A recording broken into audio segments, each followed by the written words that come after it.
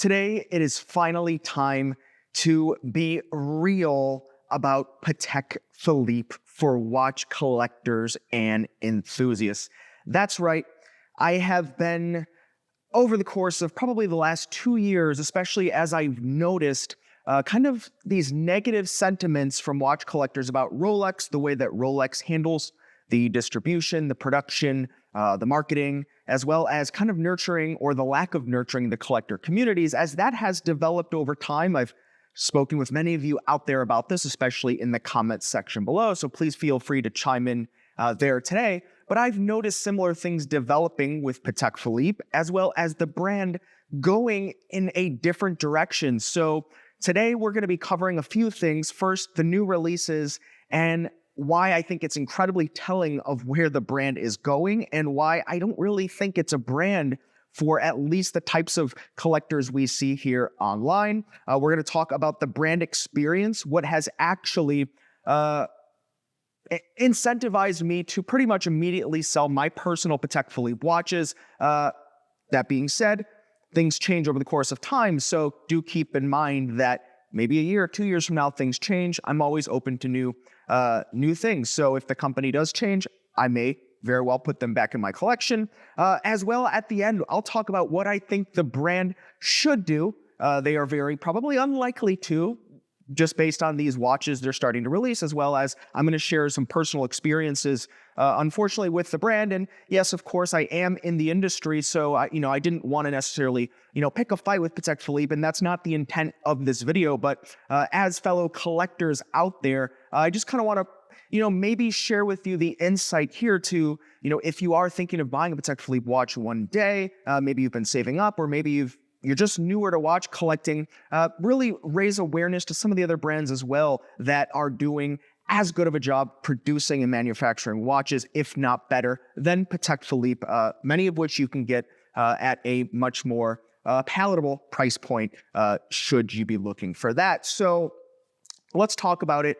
Patek Philippe has been releasing some new watches of wonders, and even a little bit after that. But what we have here, let's talk about this first watch that I think is incredibly telling of almost a narcissistic style or way of doing business here with Patek Philippe. We have a Theory Stern comes out and announces essentially a minute repeater alarm watch with his father's face on it, Philippe Stern, who was the president of Patek Philippe for a period of time. That's right. They are selling a watch with the president's face on it. I think that, just imagine that you're, Mercedes-Benz. Who's the president? Who knows? Who cares? You're a car enthusiast. Do you want the president of Mercedes-Benz face on, the hood of your car? I think that's incredibly tone deaf. And I get it. It's like a nice gesture. Hey, daddy, look at me. I made you a watch. Are you proud of me now? I get the sentiments, but is it really necessary? Does it really need to be a public kind of a thing and for sale? That's my personal opinion on that, of course. And I'm not saying anything about the quality of the watches, because we are, at the end of the day, talking about a holy trinity brand that does do everything to pretty much the utmost degree, talking about the polishing and the undersides of screws, things like that. So that's what we have there, right? That's the first kind of watch where I just scratch my head and say, where are they going with this brand? And that takes us into their new Aquanauts they've announced and released. And these are supposed to be sporting watches, but of course, diamond encrusted. I get that. Some people like the gem set style.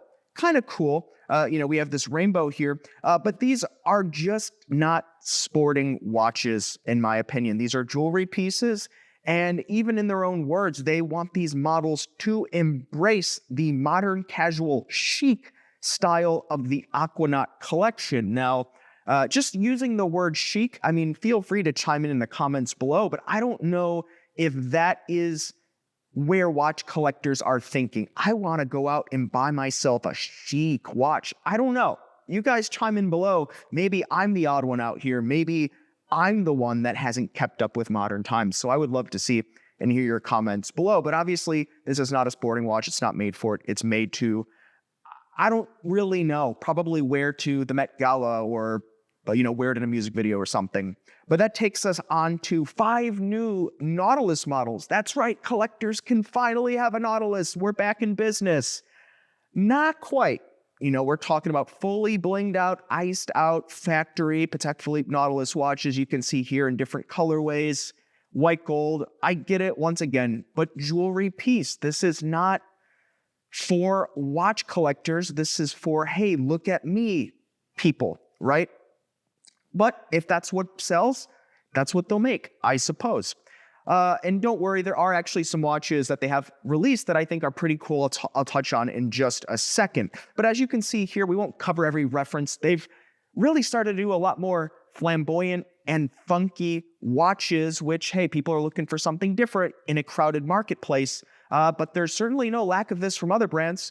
And Patek Philippe, Holy Trinity, there's something about that timelessness or the perceived timelessness that they have been known for, that they are clearly making a stance that that's not what they're totally about any longer. I mean, their marketing campaign used to be, you don't own a Patek Philippe, you pass it on to the next generation. If the next generations of people are wearing watches like this commonplace, where is the world?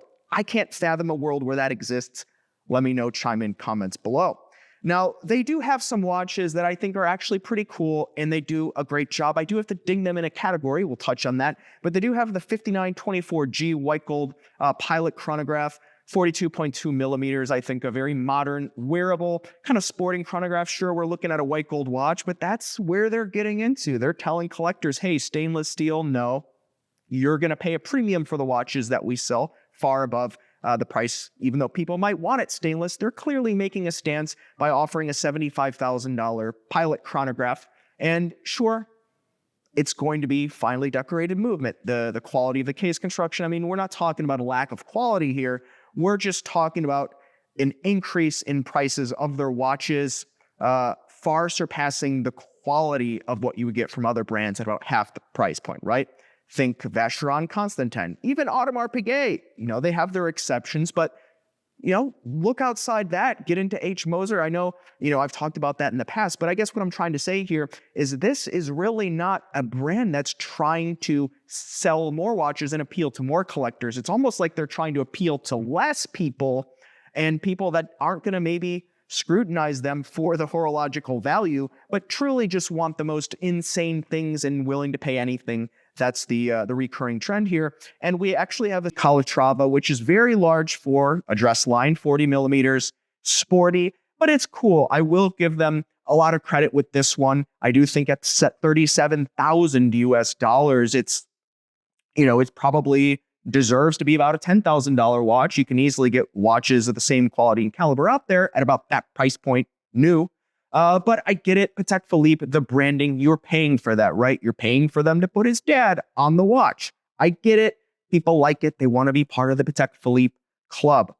Now, I know I've been a little bit negative here with the watches, but that's just where I see them going. And I'm an enthusiast. I'm a collector. I'm not the type of person that wants to wave my watch out there on Worth Ave and say, look at all the diamonds. I personally think that's kind of tacky. But if someone else wants to do that, I'm not going to stop them. Everyone's entitled to their own opinion, the way they want to live, and I don't want to stop anyone. That's ridiculous. So that's where I stand on that. Might not agree with everyone, but you get it. Now, I'll share my own experience. I do want to talk about this. I'm not going to say the exact boutique, but over the course of, let's say, maybe the last year and a half, I've stopped into different Patek Philippe boutiques, and I will say that of watches of the same quality and caliber and provenance, let's talk Vacheron. I'm wearing a Vacheron Overseas last gen.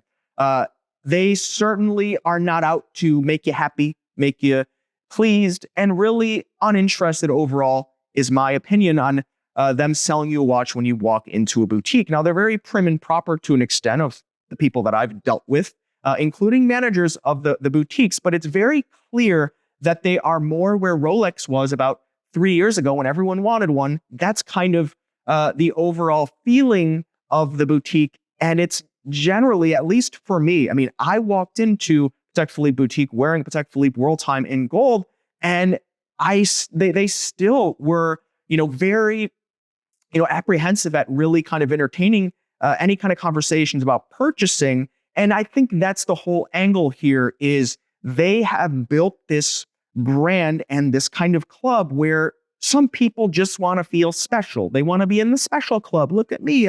Finally got the call for my, $37,000 sports style Calatrava. I am special. Look at me, guys. Posted on Instagram. I'm a special person. They sold me a $40,000 watch. That seems to be the overall sentiment that I get, right? Even some of the locations have the watches on display, but they do not sell them until the next ones come in which case they sell them to the people that have been waiting or they have a buyer for it. So if you go into a Patek Philippe boutique and they have some on the display case, that's what they're doing now. They're not, movement lists like some of the Rolex boutiques. Some of them, they wait till they get the replacement in and they put them out there. They still do have to handle foot traffic, but it's almost like manipulative in a way, right? They come out with these watches that are a little bit silly, goofy, wonky, clearly overpriced. They know what you want. They know you eventually want that stainless Nautilus. They know that you eventually, if they do come out with one again, they know that you eventually, they know that you want the Aquanaut. They know you want these plain Jane overpriced sporting watches, but you want them, you like the style, they're icons. They know that you want them. So the people that can or are willing to bite out on these kind of bizarre, obscure style watches that are not in line with those watches nor the brand historically, you bite off on that, you build the experience, and they kind of control you, right? They'll say these watches aren't for sale, but they are, and they'll gaslight you on there. And there's this overall overarching, like I said, kind of this narcissistic style to watches that I think is very uninviting. It's not worth the hassle. And the only person that I could see wanting to go through that experience is someone that maybe doesn't know a ton or they like that, right? They do want that kind of ultimate gratification, maybe 10 years down the line where they are able to buy a watch and they've spent all this and they do want to feel that kind of certain way. And maybe they don't have the communities or they haven't discovered the communities like this, where we talk about different parts of horology and the movement finishings and horological value. They just want to slap a Patek Philippe on their wrist and say, hey, look, here's the president of Patek Philippe from 20 years ago on my wrist.